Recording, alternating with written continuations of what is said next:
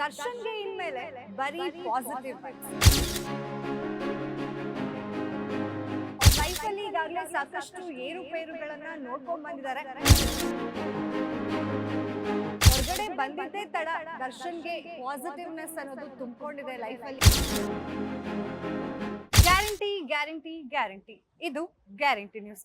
ಸುದ್ದಿ ಖಚಿತ, ನ್ಯಾಯ ನಿಶ್ಚಿತ. ನಾನು ಚಂದನ. ದರ್ಶನ್ಗೆ ಇನ್ಮೇಲೆ ಬರೀ ಪಾಸಿಟಿವ್ ವೈಬ್ಸ್. ಹೌದು, ಅವ್ರ ಲೈಫಲ್ಲಿ ಈಗಾಗಲೇ ಸಾಕಷ್ಟು ಏರುಪೇರುಗಳನ್ನ ನೋಡ್ಕೊಂಡ್ ಬಂದಿದ್ದಾರೆ. ನಮ್ಗೆಲ್ರಿಗೂ ಗೊತ್ತಿರೋ ಹಾಗೆ ರೇಣುಕಾಸ್ವಾಮಿ ಕೊಲೆ ಪ್ರಕರಣದಲ್ಲಿ A2 ಆರೋಪಿಯಾಗಿ ಪರಪ್ಪನ ಅಗ್ರಹಾರದಿಂದ ಮತ್ತೆ ಬಳ್ಳಾರಿ ಜೈಲಿಗೆ ಹೋಗಿ ಆಮೇಲೆ ಮೆಡಿಕಲ್ ಎಮರ್ಜೆನ್ಸಿಯಿಂದ ಹೊರಗಡೆ ಬಂದು ಈಗ ಸದ್ಯ ರೆಗ್ಯುಲರ್ ಬೇಲ್ ಸಿಕ್ಕಿ ಹೊರಗಡೆ ಬಂದಿದ್ದಾರೆ. ಸೊ ಹೊರಗಡೆ ಬಂದಿದ್ದೇ ತಡ ದರ್ಶನ್ಗೆ ಪಾಸಿಟಿವ್ನೆಸ್ ಅನ್ನೋದು ತುಂಬಿಕೊಂಡಿದೆ ಲೈಫಲ್ಲಿ ಅಂತಾನೆ ಹೇಳ್ಬೋದು. ಇನ್ಮೇಲೆ ಅವ್ರ ಲೈಫಲ್ಲಿ ನಡೆಯುವಂಥದ್ದು ಪ್ರತಿಯೊಂದು ಪಾಸಿಟಿವ್ ವೈಬ್ ಇದ್ದೇ ಇರುತ್ತೆ ಅಂತಾನು ನಾವು ಹೇಳ್ಬೋದು. ನಮ್ಗೆಲ್ರಿಗೂ ತಿಳಿದಿರೋ ಹಾಗೆ ಈಗಾಗಲೇ ರೆಗ್ಯುಲರ್ ಬೇಲ್ ಸಿಕ್ಕಿದೆ ದರ್ಶನ್ ಅವ್ರಿಗೆ ರೆಗ್ಯುಲರ್ ಬೇಲ್ ಸಿಕ್ಕಾದ್ಮೇಲೆ BGS ಹಾಸ್ಪಿಟ್ಲಿಂದ ಕೂಡ ಡಿಸ್ಚಾರ್ಜ್ ಆಗಿ ವಾಪಸ್ ಮನೆಗೆ ಬರ್ತಾರೆ. ವಿಜಯಲಕ್ಷ್ಮಿ ಅವ್ರ ಮನೇಲಿದ್ದಾರೆ. ಈಗ ಮೈಸೂರಿಗೆ ಹೋಗುವಂತಹ ಪರ್ಮಿಷನ್ ಕೂಡ ಸಿಕ್ಕಿದೆ ದರ್ಶನ್ ಅವ್ರಿಗೆ. ಈಗಾಗಲೇ ದರ್ಶನ್ ಅವರು ಅವರ ತಾಯಿ, ಮಗ ಮತ್ತೆ ಹೆಂಡತಿ, ಫ್ಯಾಮಿಲಿ ಅವ್ರ ಜೊತೆ ಮೈಸೂರಿನ ಫಾರ್ಮ್ ಹೌಸಿಗೆ ಹೋಗಿದ್ದಾರೆ. ನಮ್ಗೆಲ್ರಿಗೂ ತಿಳಿದಿರೋ ಹಾಗೆ ದರ್ಶನ್ ಅವ್ರಿಗೆ ಫಾರ್ಮ್ ಹೌಸ್ ಅಂದರೆ ತುಂಬಾನೇ ಇಷ್ಟ.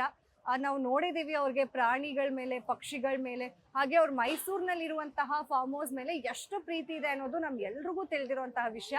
ಈ ರೀತಿಯಾಗಿರ್ಬೇಕಾದ್ರೆ ಅವ್ರಿಗೆ ಮೈಸೂರಿಗೆ ಹೋಗೋಕ್ಕೆ ಸಿಕ್ಕಿದೆ ಪರ್ಮಿಷನ್. ಹಾಗಾಗಿ ಈಗ ಅವರು ಮೈಸೂರಿನಲ್ಲೇ ಇದ್ದಾರೆ. ಮೈಸೂರಿನಲ್ಲಿ ಕೆಲ ದಿನಗಳ ಕಾಲ ಕಳಿಬೇಕು ಅಂತ ಹೇಳಿ ಪ್ಲಾನ್ ಮಾಡ್ಕೊಂಡಿದ್ದಾರೆ. ಹಾಗೆ ಅವರ ತಾಯಿ ಹಾಗೆ ದಿನಕರ್ ತೂಗುದೀಪ್ ಅವ್ರ ಜೊತೆ ಅವರು ಅಷ್ಟಾಗಿ ಮಾತಾಡ್ತಾ ಇಲ್ಲ ಅನ್ನೋದು ಕೂಡ ಅವರು ಜೈಲಿಗೆ ಹೋದ್ಮೇಲೆ ಸಾಕಷ್ಟು ಸುದ್ದಿ ಆಗಿತ್ತು. ದಿನಕರ್ ಅವರು ಹಾಗೆ ಅವರ ತಾಯಿ ಇಬ್ರು ಕೂಡ ಹೋಗಿ ದರ್ಶನ್ ಅವ್ರನ್ನ ಭೇಟಿ ಕೂಡ ಮಾಡಿದ್ರು. ಇದಾದ್ಮೇಲೆ ಜೈಲಿನಿಂದ ಹೊರಗೆ ಬರ್ತಿದ್ದಂಗೆನೆ ತಾಯಿ ಅವರ ಆಶೀರ್ವಾದ ತಗೊಂಡಿದ್ದಾರೆ. ತಾಯಿ ಮೀನಮ್ಮ ಅವರ ಆಶೀರ್ವಾದ ದರ್ಶನ್ ತೂಗುದೀಪ್ ಅವ್ರಿಗೆ ಸಿಕ್ಕಿರೋದ್ರಿಂದ ಅವರ ಲೈಫಲ್ಲಿ ಕಂಪ್ಲೀಟ್ ಆಗಿ ಇನ್ಮೇಲೆ ಬದಲಾವಣೆಗಳನ್ನ ನಾವು ನೋಡ್ಬೋದು ಅಂತ ಕೂಡ ಹೇಳಲಾಗ್ತಾ ಇದೆ. ಏನಪ್ಪಾ ಅಂತ ಹೇಳಿದ್ರೆ, ತಾಯಿ ಮಗನ ಸಂಬಂಧ ಎಲ್ಲದಕ್ಕೂ ಮೀರಿದ ಸಂಬಂಧ.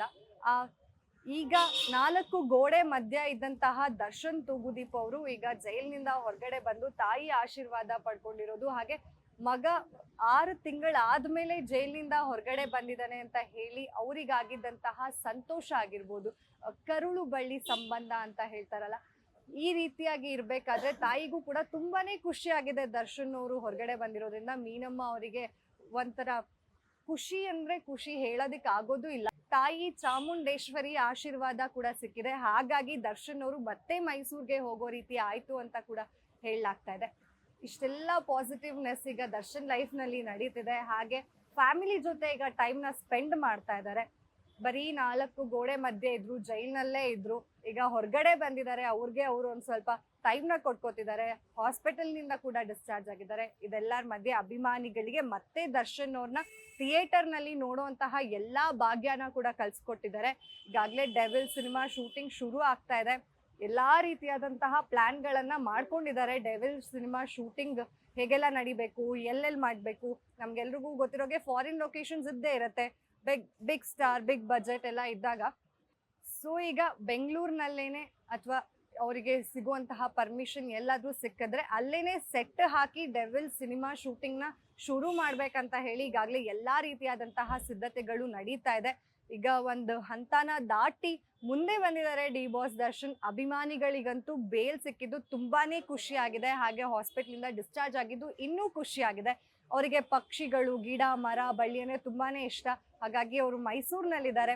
ಅಭಿಮಾನಿಗಳು ಕೂಡ ತುಂಬಾ ಕಾತರದಿಂದ ಕಾಯ್ತಾ ಇದ್ದಾರೆ ಡಿ ಬಾಸ್ ಅವ್ರನ್ನ ಭೇಟಿ ಮಾಡಬೇಕು, ನೋಡಬೇಕು ಅಂತ. ಇನ್ನೇನು ಕೆಲವೇ ದಿನಗಳಲ್ಲಿ, ತಿಂಗಳುಗಳಲ್ಲಿ ಮತ್ತೆ ನಾವು ಡಿ ಬಾಸ್ ದರ್ಶನ್ನ ಥಿಯೇಟರ್ನಲ್ಲಿ ನೋಡುವಂತಹ ಎಲ್ಲಾ ಸಿದ್ಧತೆಗಳು, ತಯಾರಿಗಳು ನಡೀತಾ ಇದೆ. ಅಭಿಮಾನಿಗಳು ಕೋರಿಕೆನೂ ಅದೇ ಆಗಿತ್ತು, ನಮ್ಮ ಡಿ ಬಾಸ್ ಸಿನಿಮಾನ ಮಾಡಬೇಕು, ಡೆವಿಲ್ ಸಿನಿಮಾ ಯಾವಾಗ ಬರುತ್ತೋ ಅಂತ ಕಾಯ್ತಿದ್ದವ್ರಿಗೆ ಇನ್ನೇನು ಕೆಲವೇ ದಿನಗಳಲ್ಲಿ, ಕೆಲವೇ ತಿಂಗಳುಗಳಲ್ಲಿ ಅದರ ಅಪ್ಡೇಟ್ ಕೂಡ ಸಿಗ್ತಾ ಹೋಗುತ್ತೆ.